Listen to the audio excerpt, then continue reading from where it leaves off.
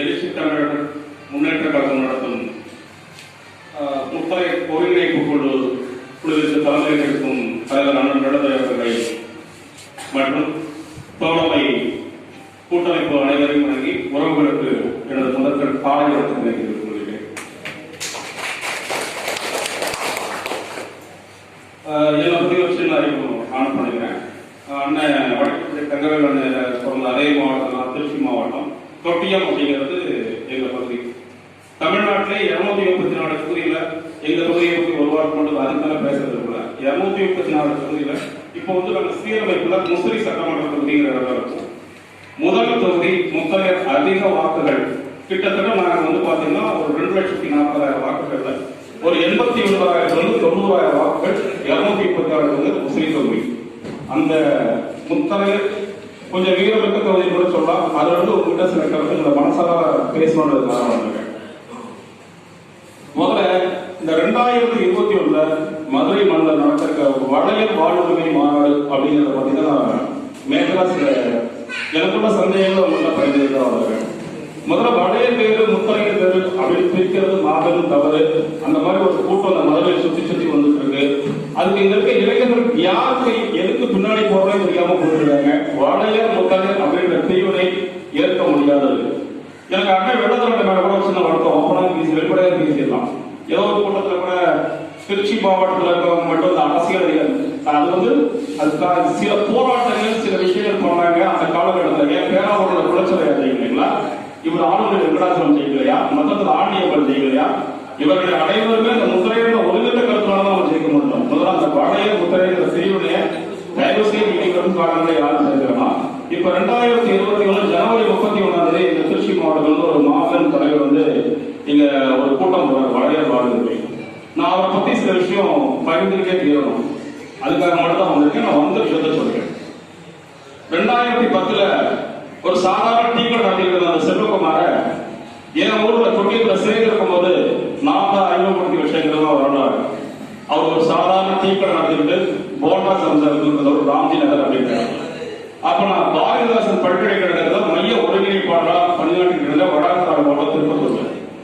இப்ப அண்ணன் சொன்ன மாதிரி 96 நான் வந்து ஆண்டியப்பன் தலைவர் தொட்டிய முந்தைய இளைஞர் செயலாளர் நான் வந்து பதவி எடுத்து அப்பெல்லாம் முத்திரை சங்கத்தில் வந்து இவர் அமைப்பு கிடையாது. ஒரே சங்கம் தான், தமிழ்நாடு முத்திரை சங்கம் 35/24. அது ஒரு நகர செயலாளர் பிடிக்கலாம் கூட பயங்கர போட்டி இருக்கும். ஒரு முந்தைய இளைஞர்களோட தான் பயங்கர காம்படிட்டிவா இருக்கும். அந்த மாதிரி இயக்கத்தில் வந்து ஆண்டியப்பன் காலத்துல இருந்து நான் தான் கிட்டத்தட்ட அண்ணன் தவிர எனக்கு கிட்ட ஒரு 20-25 ஆண்டுகள் வந்து இந்த சங்கத்தில் இருக்கு. அப்ப நம்ம ஒரு பணிக்கு போயிட்டோம், நமக்கு பின்னாடி ஒரு சங்கம் நல்லபடியா நடத்தணும் அப்படிங்கிறதுக்காக மணிகண்டம் பழனியாண்டி அவர் ஒரு ஸ்ரீரங்கத்தில் ஒரு கேண்டிடேட் இருப்பார். அவரோட அவங்க தெரிஞ்சிருக்கும் அந்த ஜெயலலிதா தொகுதியில். அதுக்கப்புறம் அவர் ஒரு தான் இந்த கே செல்வகுமார எனக்கு அறிவுறுத்திருக்கிறாரு. இந்த அவரை கூட்டிட்டு போய் சங்கம் பண்ணுங்க நல்லா இருக்கும் அப்படின்னு. அந்த 2010 கிட்டத்தட்ட ஒரு 30 கிராமங்களை கொண்டு போய் நான் தான் வந்து அறிமுகப்படுத்திருக்கிறேன். எல்லா ஊர்களையும் பேசுறேன். ஏன் செல்வகுமாருக்கு தான் சார்ந்த ஒன்றியத்திலே முதல்ல செல்வாக்கு இல்லைங்கிறத நீங்க புரிஞ்சுக்கணும். செல்வகுமார்கிட்ட தனிநபர் தாக்குதலுக்காக நாங்க வரல. இந்த வளைய முத்தரையர் அப்படின்ற பிரிவினையை ஒரு சிறுவனுக்காக ஏற்படுத்தாது அப்படின்னு சொல்லுவாங்க. அப்ப இந்த 2010 சிறை வந்ததுக்கு அப்புறம் 2011 ஒரு சட்டமன்ற தேர்தல் வருது. லால்குடி தொகுதி, லால்குடி சட்டமன்ற தொகுதியில ஒரு முத்தரையர் போட்டி போறாரு. பேர் ரவி முத்தரையர், வணிக சங்கம் தலைவர். அவர் நிற்கும் போது இவர் என்ன பண்றாரு, இந்திய ஜனநாயக கட்சியை சேர்ந்த ஒரு டாக்டர் ஒருத்தருக்கு வந்து முதலா போய் வேலை பார்க்கிறாரு. உன்னோட ஜாதி உணர்வு இப்ப இது வந்து வடையர்கள் ஏமாத்த வந்துட்டேன், திருச்சியில சில விஷயங்களை பண்ணிட்டேன், அந்த லால்குடியில் ஆரம்பிச்ச ஒரு பயணம் இன்னும் தொடர்ந்து சொல்லுவாரு. ஏன் அந்த ரவி முத்துராஜாக்கு ஓட்டு கேட்டுக்கலாமே, கேஸ் சிலிண்டர் ரவி முத்துராஜாக்கு உனக்கு யாரோ சில விஷயங்களை பண்றாங்க தூக்கி போறாங்கிறதுக்காக அன்னைக்கு ஒரு முத்திரை எடுத்து நீ வர மாட்டேன். அடுத்த 2014 பாராளுமன்ற தேர்தலில் லால்குடி தொகுதியை விட்டு நாங்க ஓட விட்ட நேர்வை நீ போய் ஆரம்பிச்சுட்ட. திருச்சி மாவட்டத்தில் 13 ஒன்றிய செயலாளர்கள் திமுக நம்ம சொல்றாங்க. அத இப்ப நேரோட அந்த முறை மாறி போச்சுனாலும் 4 ஒன்றிய செயலாளர் நடத்தி இந்த சமூகத்தை வந்து முதல்ல வடப்பைய குச்சிக்காரி ஸ்ரீரங்கம் பரிசு இழிவுபடுத்துற நேருக்கு போய் 6 ஆண்டுகள் 5 ஆண்டுகள் ஒரு வீட்டை செக்யூரிட்டி கார்டா இருக்க நல்ல விஷயம். சரி, 2016 சட்டமன்ற நிலைப்பாடு என்ன வந்தது? நான் கேட்கிறவங்களுக்கு தைரியம் தான் முதல்வரோட அமைப்பு வந்து இருக்கிற 42 தொகுதிகள் முத்திரை மெஜாரிட்டி அங்க போட்டு முதல்ல டெபாசிட் வாங்க. நீ சார்ந்த ஸ்ரீரங்க தொகுதியில முதல்ல போட்டு அப்புறமா மதுரை காப்பாற்றலாம், புதுக்கோட்டை திருப்பதி காப்பாற்றலாம். அங்க இருக்க முத்திரைகள் இல்லையா, இங்க இருக்கிற முத்திரைகள் மண்ணின் மைந்தர்கள் நாங்கள் எல்லாம் காரணம். சரிங்களா? மதுரை மாவட்டமா நீங்க பண்ணுங்க, நாங்க சப்போர்ட் பண்றோம். திருச்சி மாவட்டமா நாங்க போட்டு நீங்க சப்போர்ட் பண்ணுங்க. அப்படி ஒரு உரிமை. இப்ப எங்களுக்கு திருச்சி மாவட்டத்தை பொறுத்தவரை முத்தரையர் பலர் நாங்க விசஸ் வெட்டிக்கிறோம், அடிச்சுக்கிறோம். சரிங்களா? இங்க வந்து முப்படத்தோட முத்தரையர் ஒவ்வொரு பகுதிக்கும் தகுந்த மாதிரி தான் சூழ்நிலை மாறும். முஸ்லீம்ல ஒரு பிரச்சனை இருக்கும், மனத்துல ஒரு பிரச்சனை இருக்கும், ஸ்ரீரங்கத்தில் ஒரு பிரச்சனை இருக்கும், மதுரையில் ஒரு பிரச்சனை இருக்கும்.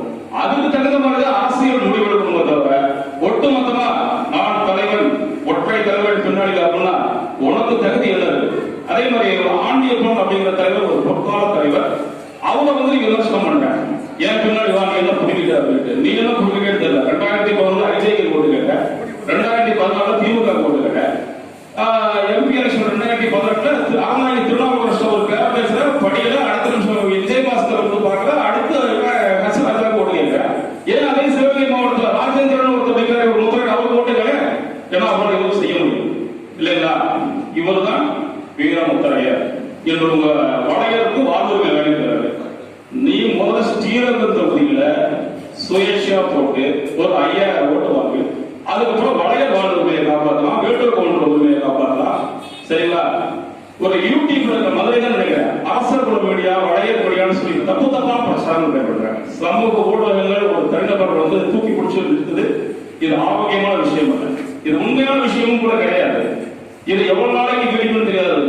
மண்குதிரை நம்பி தயவு செய்து இந்த மதுரை மாவட்ட மக்கள் இந்த வளையர் வாழ்வுரிமை மாநாடு அப்படிங்கிறது உங்களோட வாழ்வுரிமை மாநாடு, வாழ வைக்கிற மாநாடுல தனி ஒரு நபர் ஆள வைக்கிற மாநாடு கண் சுயநலத்திற்காக. இந்த 10 ஆண்டுகளே 4 கூட்டணி 5 கூட்டணி போற என்னை உருவாக்கியது பிரதமரை உருவாக்கிய அமைப்பு சைலண்டா பேசுற. 2010 நீ என்ன பண்ணீங்கிறது எனக்கு மட்டும்தான் தெரியும், கூட எனக்கு மட்டும்தான் தெரியும். இப்ப அங்க போன இங்க போன ராமநாதபுரத்தில் ஒரு இளைஞர்கள் அந்த மரபுனால வெட்டி கொல்லப்பட்டதுக்கு என்ன பண்ணீங்க? வெட்டி கொல்லப்பட்டு பண்ணிட்டீங்களா? புதுக்கோட்டையில் ஆளுநர் விவகாரத்துக்கு குறுபூஜை நடத்துறீங்க, ஏபிஎல் செஞ்சவங்க உயிரோட தான் இருக்கா. 100 வண்டிகள் ரோட்டில் செய்ய வேண்டியதாங்க. முத்தரையர் சமுதாய இளைஞர்கள் யோசிக்கும். குரு பூஜை போறீங்க ஒரு தன்னோட சுயநலத்துக்காக வெங்கடாஜலத்தை பயன்படுத்திட்டீங்க அப்படிங்கிறது நிதர்சனமான உண்மை. இப்ப 4 நாளைக்கு முன்னாடி ஒரு வாட்ஸ்அப்ல ஒரு விஷயம் பார்த்தேன். சிஎம் எடப்பாடியை பார்த்து வளைய வாழ்வுரிமை மாநாடுக்கு அழைத்திருக்காரு. தொண்டாமுத்தூர் எஸ்பி தேர்மணி இந்த மாதிரி அமைச்சர்களை பார்த்து நீ பண்ற ஒரு மார்க்கெட்டிங் பண்ணிக்கிற அவ்வளவுதான். எனக்கு அண்ணா திமுக சப்போர்ட்டா இருக்கு, போன பிரிவுல திமுக சப்போர்ட்டா இருந்தது அப்படின்ட்டு. தயவு செய்து நான் சொன்னது ஒரு சில விஷயங்கள் தான் சொல்லிருக்கேன். நிறைய பேசணும். திருச்சி இருக்கவங்க உடனே சொல்லுவாங்க வளையர் முத்தரையர் அப்படிங்கிற பிரிவுடைய தயவு செய்து ஏற்படுத்தாருங்க. முத்தரையர் வளையர் ஒருதாய் வீட்டு பிள்ளைகள் நினைச்சிக்கணும். பேச நான் வந்திருக்கேன். இங்க இருக்கவங்க கூட அந்த பிரிவுடைய தயவு செய்து எந்த அளவுக்கு ஏற்படுத்தலாம். இந்த வாழ்வுரிமை மாநாடு வளையர்களை வாழ வைக்காது, தனி ஒரு நபரை மட்டுமே ஆள வைக்கும் மாநாடு என்பதை நீங்க புரிஞ்சுக்கணும். அதுக்கான திண்ணை பிரச்சாரத்துக்கும் நாங்களும் தயாரா இருக்கோம். மதுரை மாவட்டத்தில் வந்து நாங்களும் கிட்டத்தட்ட எல்லா கிராமங்களையும் செலுத்த இருக்கோம். இதுதான் 2011 ஐஜேக்கு, 2017 திமுக, 2014 இது, அப்புறம் பிஜேபி. எந்த கட்சிக்கு தான் நீ போகல? நீ எப்படி வாழ வைக்க போற? முதல்ல திருச்சி மாவட்டத்தில் 9 தொகுதிகள் இருக்கு, 2 தொகுதி உட்பட மீதி 7 தொகுதிகள் நீ கேண்டிடேட் போட்டு எவ்வளவு ஓட்டு வராங்க. நான் இதை பேசுறதுக்கு யோகியதை இருக்கு. நான் 7 முறை சுயேட்சை முஸ்லீம் சட்டமன்ற தொகுதி. இத்தனைக்கு முஸ்லீம்ல வந்து நிக்கிற 15 பேர், 11 பேர் 12 பேர் முத்திரையில தான் நிற்பாங்க. நான் என்னோட சங்கத்தோட அட்டனன்ஸ் ஜஸ்ட் நாங்க ஒரு இருக்கோம் பின்னாடி ஜாதிக்காக இருக்கணும் அப்படிங்கிற 2000 ஓட்டு வந்து 3000 ஓட்டு வாங்குறதே நாங்க பெரிய கண்டுபிடிச்சாங்க. சோ இதெல்லாம் நாங்க கரெக்டாக பேசுறோங்க.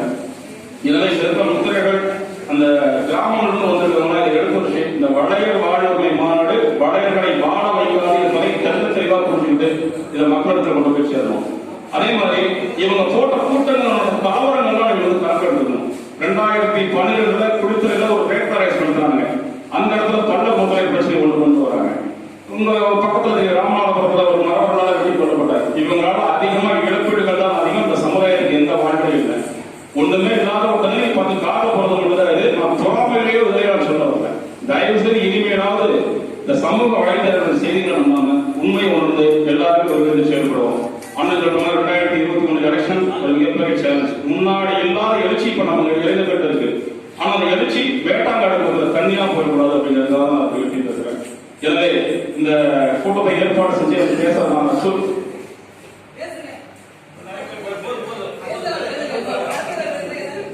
நான் எல்லாம் பேசி முடிஞ்சதுக்கு திரும்ப நான் நிறைய பட் இதுல என்ன ரியாக்ஷன் தெரிஞ்சுக்கிறேன் ஃபர்ஸ்ட். இப்போ உங்க மாதிரி ஆர்வம் இருக்கும், நான் கண்டிப்பா திரும்ப ஒரு முறை பேசுறேன். எனவே வளையல் முத்திரை இருக்கிற பிரிவுகள் இல்லாம வளையல் முத்திரை முருகாய் பிள்ளைகள் தான் அப்படிங்கிறத நினைச்சு இந்த சட்டமன்றத்தில் ஒருங்கிணைஞ்சு சந்திப்போம். 42 தொகுதிகள் நம்ம மெஜாரிட்டியா இருக்கும், அடிக்கலாம், கண்டிப்பா அடிக்கலாம்.